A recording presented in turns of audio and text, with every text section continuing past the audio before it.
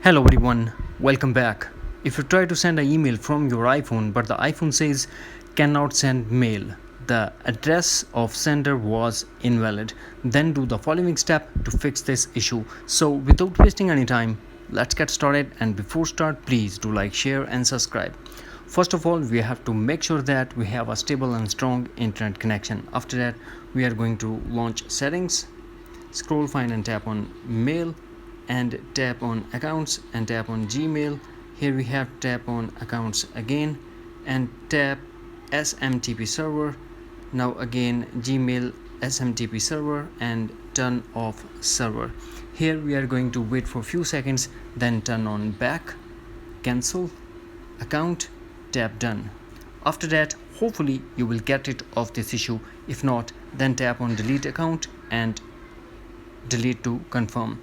Then force close all the apps that are running in the background and force restart your iPhone according to your iPhone model.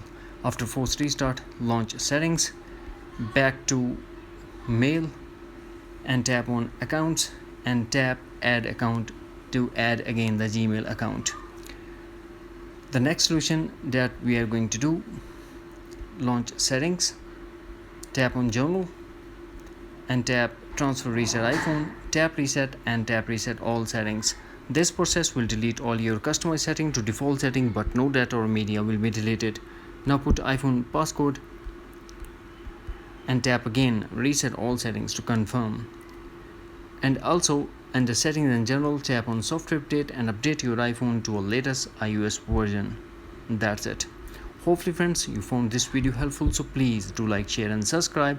Thanks for watching. Take care. Bye bye.